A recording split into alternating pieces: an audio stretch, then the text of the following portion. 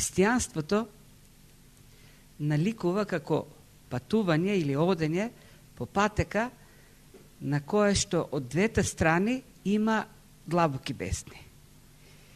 И ако сакаме да одиме по вистинскиот пат, т.е. по Христос, треба да се движиме по средината. Зашто многу лесно може да паднеме во некоја од бездните. И многу пати пак луѓето, плашејќи се да не паднат во некоја од тие две бездни, толку бегале од едната, што стравот од паѓањето ги бутала во другата. Например, има некои цркви кои, плашејќи се да не западнат во некои екстремно харизматски учења, во таа бездна, паднале во другата бездна и ги отфрлаат сите дарби. И велат, денеска не постојат дарби. Тие постоеле само во времето кога апостолите живееле. Има пак цркви кои, плашејќи се од доктрината за спасение преку дела, која застапуваат некои цркви, кои западнале во таа бездна, говорат само за благодат и воопшто не се спомнуваат делата, паднале во другата бездна. Некои, плашејќи се да не паднат во бездната на сувата теологија и доктрините, без да има љубов, па паднале во другата бездна и зборат само за љубов и нема никакво учење. И темата која разгледуваме ова вечер, исто така е реална опасноста во учењето за сопругот, сопругата, за брачните работи, да не паднеме во некоја од бездните. Има екстреми од тоа учење и треба да бидеме многу внимателни. Посебно денес, кога разбирањето за бракот, темата за бракот, учењето за бракот има многу конфузија, има многу недоразбирања, има многу заблуди. Кои се опасностите кои се појавиле низ историјата во поглед на разбирањето на бракот, улогата на мажот, на жената, на сопругот, на сопругата? Ќе почнеме со она што е денес опасност. А тоа е феминизмот, како филозофија која се јавува и влегува и во црквата, во учењето на црквата. Една општо разбирање, една општа представа која луѓето имаат за феминизмот е како за движење за заштита на правата на жените. Тоа е така општо прифатеното мислење. Меѓутоа, феминизмот има многу перспективи, многу димензии, од најлесни форми до најрадикални форми. Денес се поприсутни радикалните форми на феминизам, кои одрекуваат постојана разлика меѓу маж и жена. Тоест, зборат за целосна егалитарност, еднаквост меѓу мажите и жените. Радикалниот феминизам отврла постоење на разлика во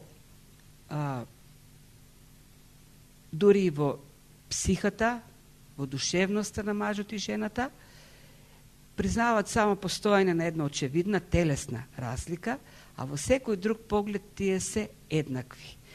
И тргнувајќи од една таква предпоставка, не постои, и тоа е веќе основното, нели, за радикалниот феминизам, не постои разлика во функциите, во специфичните функции меѓу мажот и жената. И во бракот, и во општеството, па и во црквата. Тоест, нема посебна функција која мажот треба да извршува во семејството или во општеството и посебна функција која жената треба да извршува. Не постои разлика. И за докажување на нивното учење, нивната филозофија, денешните феминистки се представуваат како рамноправни дури во физички поглед. И она така слика која обично се користи е силната жена, која може и физички да парира на мажот. Ние можеме да направиме и се покажува оној силниот мускул. Гледате, машки мускул. Не треба, нели, да кажам дека феминизмот се зараѓа во левичарските, комунистичките движења. Првите жени кои, нели, говорат за правата на жената, еднаквоста, егалитаризмот меѓу мажот и жената. И тоа навлегува семејствата, нема посебна функција нема разлика во функциите, тоест нема разлика меѓу улогата татко, мајка. Тоест, таткото нема специфична улога, мајката нема специфична улога. Тоест, таткото може да ја врши улогата на мајката и мајката може да ја врши улогата на таткото. И затоа, по некои западни земји веќе, се бришат зборовите татко и мајка, туку имаме прв родител, втор родител. Зошто таткото може да биде и мајка, како што мајката може да биде и татко. Се бришат разликите и во општеството и во црквата. Нема посебни функции служење за мажи и посебно служење за жени. Бидејќи нема разлика. И во тој поглед сите служења што во историјата биле машки служења за мажи, денеска можат да ги вршат и жените. Бидејќи има еднакост, тие се исти во секој поглед. Нема мажественост, нема женственост. Тие категории за современиот феминизам се креирани од општеството, низ историјата. Инаку, во основа не постојат. Измислени се од луѓето. Тоа е едната бездна. И затоа денеска може да сретнете и во црквите жени пастори, жени свештеници, жени старешини и така натаму. Другата крајност, која била присутна пак во историјата во минатото, е она бездната на машката доминација. Тоа е сваќањето дека мажот е поспособен, посилен, поумен од жената и затоа има посебна улога, привилегирана, супериорна, а жената како понеспособна, поглупова, по-слаба, треба да ја игра улогата на слуга на мажот, да го слуша, нели? И ако е непокорна, мажот има право, како посилен пол, да наметне авторитет, власт, сила, да ја принуди жената да се покори, дури и со физичка сила. Така, ако е непокорна, жената треба да биде тепана. Накажено по-нашки, по-народно. Тоа е другата крајност, која црквата се обидувала низ вековите да ја промовира во црквата, како библиско учење, користејќи текстови, дури овој нашиот денешниот, во корист на таквото учење,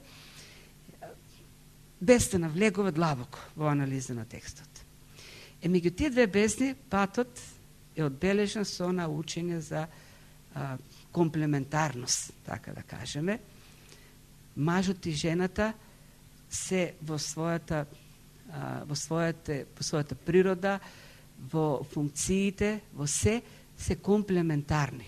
Комплементарно значи взаемно надополнувачки, тоест мажот и жената се така создадени што взаемно се надополнуваат. Не се еднакви. Мажот и жената не се еднакви. Зошто не се создадени на ист начин. Уште во почетокот Бог создал маж и жена. Ги создал физички различни и не само физички различни. Бог ги создал и внатрешно различни. Во душата, во умот се создадени различни. Мажот размислува и се води според еден ум, жената според друг ум. И тоа и науката го докажува.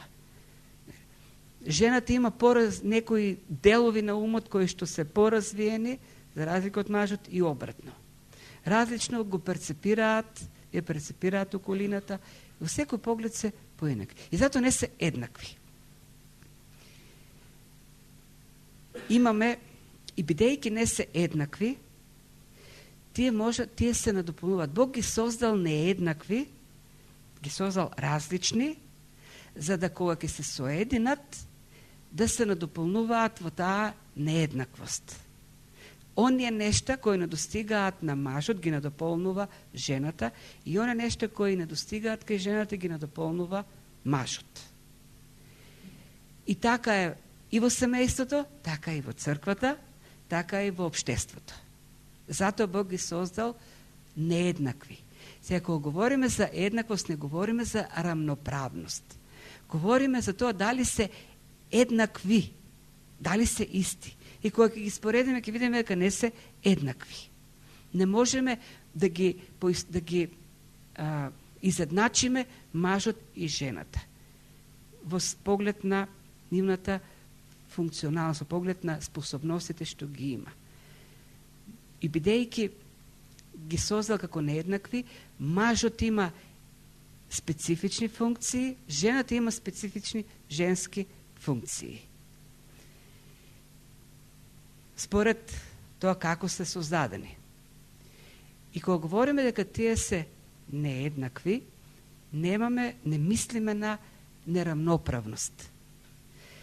Функциите на жената по важност се подеднакво важни како функциите на мажот. И обратно. Функциите на мажот или способностите на мажот не се поважни од функциите или способностите на жената. Како што мажот не може без да биде надополнет од жената, така и жената не може без да биде надополнета од мажот. Заедно тие создаваат целина, полнота. И тоа треба да го имаме во предвид, зашто ако не го сватиме, нема да функционира семејството, црквата и општеството како што треба. Не може, мажот е создаден како маж и не може да ја игра улогата на жената. Не може еден маж да ја замени улогата на мајката во семејството. Зашто Бог ја надарил мајката со специфични способности кои се дури и биолошки, кои мажот не може да ги поседува. Денеска е можно и на запад и овдека породилното отсуство да го користи мажот. Но мажот не родил.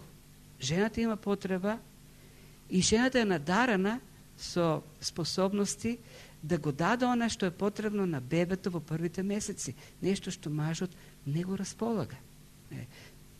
Различните функции. И некој каже, ама го знаеме ние сето тоа. Го знаеме, меѓутоа забораваме дека сопруг е машка улога што Бог ја дал на мажот.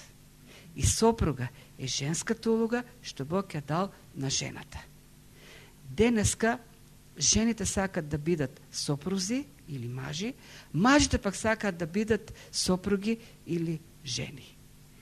И така се нарушува онаа природна намера што Бог ја имал уште во создавањето. И оние природни функции што Бог ги дал на мажот и жената уште во создавањето. И не може да функционираат работите. Може да функционира еден брак само на начин кој Бог го одредил, зашто Бог го создал мажот и жената, Бог го создал и бракот. И нема подобар советник од Бог и од Библијата. Ако сакаме добри совети, треба да погледнеме во Библијата.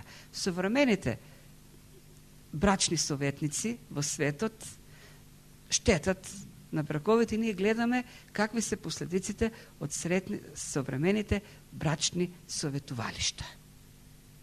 Бракот е најзагрозената единка, најзагрозената заедница во современиот свет. А се растурили бракот, како заедница се растура општеството, се растура и црквата. Значи, ќе се обидеме да видиме кои се советите до мажот и до жената. 7 стиха има, 6 се упатени до жената, 1 само до мажот, но ние ќе видиме дека тој 1 вреди повеќе од тие 6 и е потежок од тие 6. И уште една работа што треба да имаме во предвид за овие нешта е да го видиме контекстот во кој што е напишан овој текст за бракот. Ке се вратиме малку назад, на 12 стих од 2 глава, таму започна оној голем, широк литературен контекст, каде што Бог даде заповед, да имаме некакво однесување, соодветно однесување. Зошто? За да бидеме сведоштво пред незнабожците, пред безбожниците. Зошто? Кога ќе го видат нашиот живот, да го прослават Бог. Значи, контекстот на она што го говоревме изминатите неколку проповеди, контекстот на ова што денески го говориме, контекстот на наредните изучувања е сведоштвото во светот. Ние сме придојдени и тугинци во овој свет. Меѓутоа имаме одговорност. Бог не оставил како тугинци во овој свет за да бидеме сведоштва. И имаме задолженија во овој свет. Имаме задолжение да се однесуваме на соодветен начин за да бидеме сведоци во овој свет, за да луѓето кои не го познаваат Бог и те да станат тугинци за овој свет. Да поверуваат во Бог и да станат жители на небесното царство. И тоа што го говоревме за односот на христијанот кон власта, кон шефот, кон господарот, тоест кон работодавачот. И овдека она што е пишено за бракот. Сето тоа е во функција на сведоштво на христијанот во светот. Тој треба да има соодветно поведение во однос на власта, на работа и дома, за да биде добро сведоштво во светот. За да луѓето преку поведението, преку примерот што го даваат христијаните, да поверуваат во Бог. И во тој поглед, животот што ние го имаме во семејството може да биде големо сведоштво за луѓето во светот. Посебно денес, во ова време, кога луѓето се дезориентирани, кога им се распаѓаат брковите, гледајќи ги здравите, силните, радосните бракови кои ги живеат христијаните, да поверуваат во Бог. Може би не сметаат за забегани и секакви, меѓутоа кога го гледат животот на христијаните, семејството што го градат, кога го гледаат воспитувањето на христијанските деца, односот меѓу мажот и жената, тоа е големо сведоштво за луѓето во светот. И така треба да ги гледаме, така треба да гледаме на овие совети. Ако ние живееме според Божите правила во бракот, ќе бидеме големо сведоштво во светот. А пак, како што кажав, овие се генерални принципи кои важат во секој друг однос, како во црквата, така и воопшто во општеството. Ги прочитавме стиховите, ај ќе почнеме да ги разгледуваме. Еден универзален принцип кој што е запишен овдека е дека делата говорат погласно од зборовите. Така и вие жените бидете им покорни на своите мажи. Та ако некој од нив не му се покоруваат на словото преку поведението на своите жени, да се придобијат како? Без приговор. Или овдека всушност идејата без говорење, без зборување, без многу филозофирање е идејата. Како? Преку поведението. Значи, кога ќе го видат поведението, да го прифатат Бог, нели? Да го придобијат без жените. Овдека не се однесаме без жените, многу да го прават тоа со говорење. Ајде да го видиме повторно сега конкретниот контекст. Значи, рековме кој е широкиот литературен контекст, сведоштво во светот. А овој стих пак има посебен, по-конкретен контекст, а тоа е жени кои живеат со мажи кои не веруваат во Бог. Нели? Посебно тешка состојба за жените во древноста. И сите овие ситуации што ги видовме досега, за власта, односот кон власта, односот кон господарот, и овдека се тешки состојби, околности, непријатни околности. Имаме христијани кои се гонети од власта, имаме робови кои се измачувани од господарите и овдека имаме жени кои живеат со мажи кои не веруваат. И инструкциите што треба да ги што се дадени овдека, треба да имаме предвид дека се кажани во ситуации во кои христијаните се во многу непријатна положба.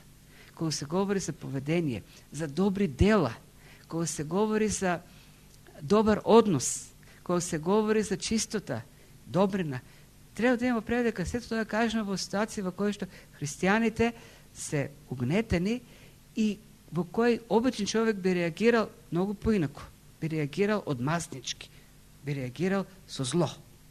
Што треба да го имаме предвид. Сега, каква е ситуацијата на овие жени? Многу непријатна. Зошто? Зашто во денеска не е така, може би то некаде, но во древноста жената требала да го следи поклонението на мажот, тоест да ја прифаќа религијата на сопругот.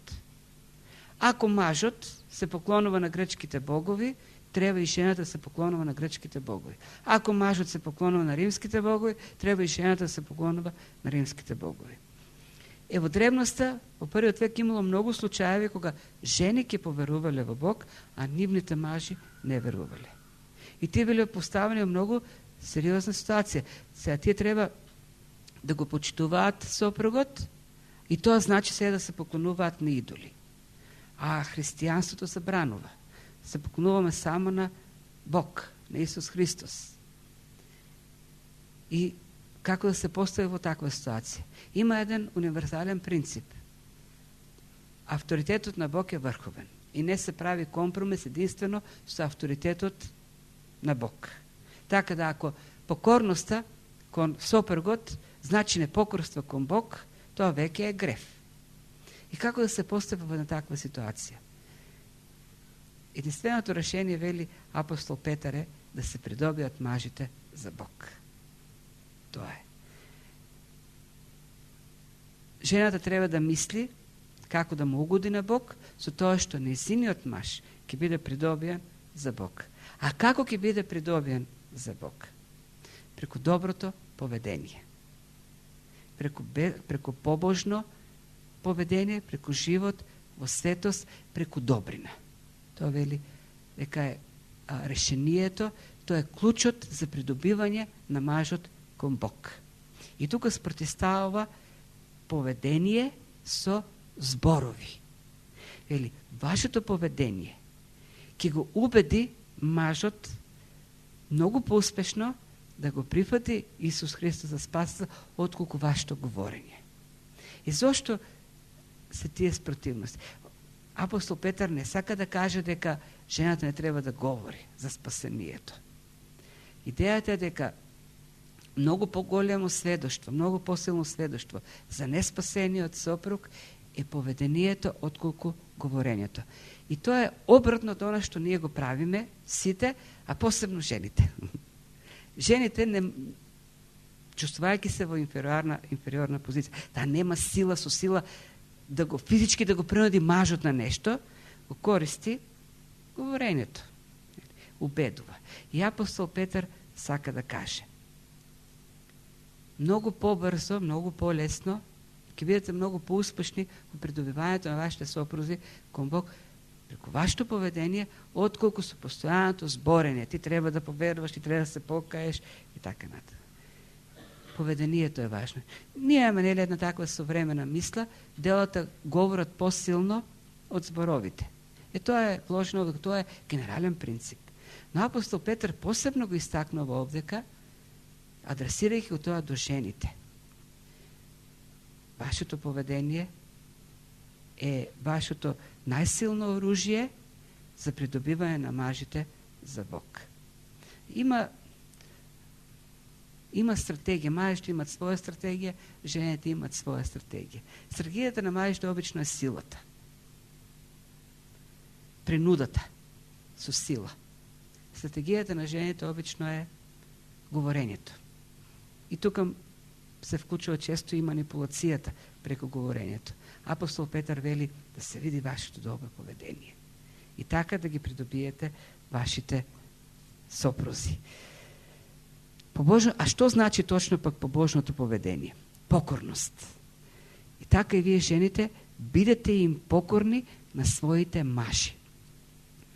Зошто? Зошто мажите, така Бог ги создал нештата. Зашто Бог сметал дека така е најдобро. Бог така го создал мажот. Тој да биде авторитет во семејството. Светот е изграден врз авторитети. Бог е врховниот авторитет и имаме потоа хиерархија на авторитети. Мора да има авторитети. Во семејството авторитетот е мажот. И сега што значи таа позиција на авторитет за мажот? Воопшто не значи некоја кој знае каква привилегија. Позицијата на авторитет значи нудење на заштита, грижа и благосостојба на оние кои што се под авторитетот. И во конкретниот случај, мажот како авторитет треба да нуди, да обезбеди сигурност, заштита, грижа и благосостојба на сопругата. Да обезбеди љубов, внимание, разбирање. Се тоа е вклучено. И тоа е одговорноста на секој авторитет. И се некој каже, ама не е така во реалност. Да, не е така, но многу нешто не се така во овој грешен свет. Не се како што треба да бидат. Поради гревот. Поради гревот се е корумпирано. Поради гревот авторитетите ја злоупотребуваат својата позиција на власт. И позицијата на власт се користат за да ги огнетуваат оние што се покорени, подчинети на власт. Но пак и за тоа секој оној кој ја нарушува позицијата на авторитет, тоест ја злоупотребува и не ја употребува во онаа функција која што Бог ја дава, ќе биде казнат од Бог, ќе биде осуден. Нема во тоа простување. Секој кој не се однесува во функцијата на авторитет согласно со Божјата намера, ќе биде казнат. Од друга страна пак, тоа не дава за право на оние кои се подчинети под авторитетот да не се покоруваат на авторитетот, затоа што авторитетот е злоупотребува својата позиција или функција. Не можеме да кажеме, ама тој го злоупотребува авторитетот и затоа јас нема да се покорувам. И тоа сака да го каже апостол Петар. Вие сте покорени под авторитетот на своите сопрузи и треба затоа да се покорувате, бидејќи тие се авторитетот, тие се главата, тие се власта во семејството. Од друга страна, никаде во Библијата нема да најдете стих во кој што Бог им дава дозвола, право или заповед пак на сопрузите, на мажот, да ја покори непокорната жена и да ја стави под авторитет. Никаде немаме таков стих. Никаде немаме дадено слобода на мажот, непокорната жена да ја покори под авторитет. Нешто што многу пати мажите, нели, го прават. Работата на мажот не е да ја покори жената. Одговорноста на мажот е да понуди она што еден авторитет треба да го понуди. Љубов, разбирање, грижа, благосостојба. Секој маж кој што ќе се обидува да наметне авторитет или власт и така да ја покори сопругата, излегува надвор од библиските функции. И може да видиме во сите други текстови кои се напишани или за мажот, за сопругот, го имаме тоа истакнато.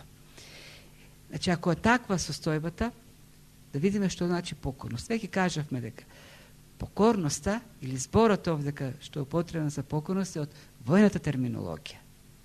Е опишува на покорност која војникот ја има пред старешината, пред предпоставениот.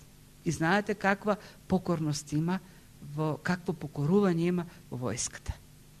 Војникот само слуша и вели разбира. Тоа е зборот што овдека апостол Петар го употребува. Многу силен збор. И која е разликата меѓу покорноста во војската и покорноста за која што овдека повикува апостол Петар? Додека во војникот во армијата се покорува по принуда, неволно, бидејќи има заповед таква, бидејќи такви се законите во армијата, вашата покорност треба да биде од љубов. Треба да биде, бидејќи Бог го барате од вас и тоа треба да биде вашата желба. Треба да го правите тоа зашто сакате да го правите. Зашто така се поставени работите.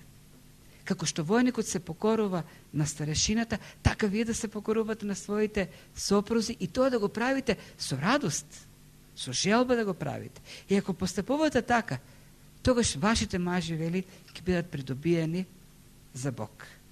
Тоа е идејата. Ако имате таков однос кон сопрузите, тогаш сопрузите нема да ве покоруваат, туку тие ќе го покажат својот однос. Вистински однос, што се бара од еден авторитет. Идејата е, наместо да се обидувате, да ја наметнувате својата волја, да барате начини како да ја наметнувате својата волја. А поради гревот го правиме сите тоа. Ние се обидуваме да наметнуваме воля. Никой не сака да се покорува. Жената не сака да се покорува. Доброволно. Напротив, таа бара начини обично. Овде кај говорењето имаме дел поведение наспроти говорење. Преку говорењето да ја наметне својата волја на мажот, зашто нема друг начин. Нема сила, не може да го натапа. И апостол Петар вели, бидете покорни. Немојте да ја наметнувате својата воля. И тоа е всушност причината за проблемите. Проблемот за проблемите. Наметнувањето на волјата на едниот врз другиот. Едниот сака да ја наметне волјата врз другиот, жената преку јазикот, мажот преку силата, и има проблеми. Секој сака на некаков начин да доминира на другиот и таа војна го руши она брачно единство. Библискиот модел е жена која се покорува на мажот, која се грижи да му годува на него, се грижи за напредокот на својот сопруг, а од друга страна имаме маж, па која разбира, нуди љубов, грижа и повторно напредок на својата сопруга. И кога имаме такви односи, имаме брак кој цвета. При тоа, никаде немаме ситуација во која што е дадено некаква предпоставка. Почнете да правите така, кога вашиот брачен партнер почнал да прави така. Тоест, однесувајте се така, ако вашиот брачен партнер се однесува така. Тоест, не треба да чекате мажот да почне да се грижи, за да жената почне да се покорува. Тоест, прави го своето. Секогаш. Не чекајки прво другиот да го направи чекорот. Правете го чекорот. Дури и кога вашиот сопруг не верува, дури и тогаш покорувајте се. Секој безусловно треба да го прави она што го бара Бог од него. Побожното поведение вклучува чист, богобојазлив живот. Преку поведението на своите жени да се придобият без приговор, кога ќе го видат вашиот чист и богобојазлив живот. Зборот чист е употребен во Евреите, каде што пишува дека треба да, тоест првото послание на апостол Јован 3.3, каде што пишува дека треба да бидеме чисти, како што е чист Исус. Има контекст на морална чистота. Држење настрана од гревот. Многу важно е, вели апостол Петар, за да ги придобиете своите мажи, да бидете, да го следите Бог, да го живеете животот што Бог го има за жената, држејќи се настрана од гревот во морална чистота. И многу важно, вашата убавина, она на кој што ќе посветите повеќе внимание, да не биде надворешноста, туку натрешноста. Натрешнијата добрина. Натрешниот човек, вели овдека апостол Петар.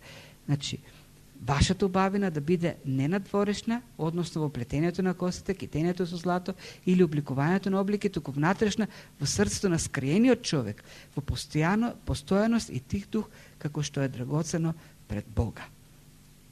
Значи, не сака да каже апостол Петар дека треба да се запостави надворешната убавина. Ако почнеме да оддаваме внимание на надворешниот изглед во поглед на занемарување, тоа повторно е фокусирање или свртување на вниманието на надворешноста. Има цркви во кои што се забранува одреден вид облека, накид, шминка и така натаму. И повторно се оди во една друга крајност. Внимание на надворешноста. Преку невнимание кон надворешноста се запаѓа всушност на внимание кон одреден вид на надворешност. Идејата овдека е не се замарајте толку со надворешноста колку со натрешно скриениот човек. Зошто? Зашто натрешната убавина е многу или тие карактеристики внатре за кои што ќе почне да пишува од 8 стих како универзални, кои треба да ги имаат сите, се многу поскапи и од најскапите накити. Натрешните украси во душата се повредни од, денеска говорат, piše u vesnici, nekoj sakale mnogo Swarovski kristal. Ne znam da li ima nakit Swarovski, piše je kristal. Nakit od kristal je to, ne znam što je, kako i da je. Внатрешната убавина е по-скъпоцена и от най-скъпите кристали. И второто нещо, то е убавина, koja за разлика от надворешната не е порозна на времето. Значи, колко и да посветувам внимание на надворешната убавина, нема да можем да го спречиме губението. Какви шминки да ставаме, какви силикони да вградуваме, го губиме. Я губиме надворешната убавина. Внатрешната убавина не се троши от времето. Напротив, со времето, дури ако ние инвестираме во таа внатрешна убавина, станува уште по-скъпоцена, уште по-сјајна, уште по-раскошна. Зато вели апостол Петар, поголемо внимание посветете на внатрешната убавина. Има еден многу убав случај, вистински, со некој млад офицер кој во некоја воена акција го загубил видот. И додека го лекувале во болницата, засакал некој од болничарките која се грижила за него и решиле да се венчаат. И еднаш така додека седел во паркот, а неговата сопруга била подалеку, чул некој така на соседната клупа да коментираат. Си шепотат, но доволно гласно, така што човекот ги чул. Чул како зборат. Ако можеше да види колко е грозна неговата сопруга, сигурно никој пат немаше да земи, веднаш бе оставил. И човекот станал и се придвижил кон гласот, што го чул, и рекол, јас сум благословен од Господ, за тоа што го немам видот, за да можам да ја видам внатрешната убавина на оваа жена. И да ви кажам, не сум видел во животот поблагородна душа од таа жена. Не постои човек во светот поскапоцена душа од мојата сопруга. Ако го има в очите, никогаш немаше да ја видам таа скапоценост што е во неа. И тоа е идејата на апостол Петар. Вие ќе го придобиете вашиот сопруг, а тоа е универзален принцип, ако повеќе посветувам внимание на внатрешната убавина. А за жал, многу повеќе внимание посветуваме на надворешната. Дури и не се замислуваме за внатрешната убавина. Колку време во денот стоиме пред огледалото, колку стоиме пред словото кој ја покажува, го покажува нашиот внатрешен изглед. Колку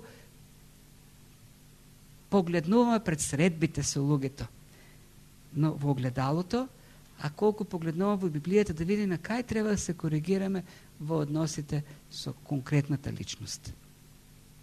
Вниманието треба да биде на внатрешната убавина, во бракот.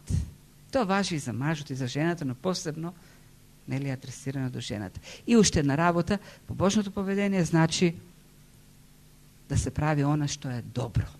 И тука дава пример, нели. Така правиа и вашите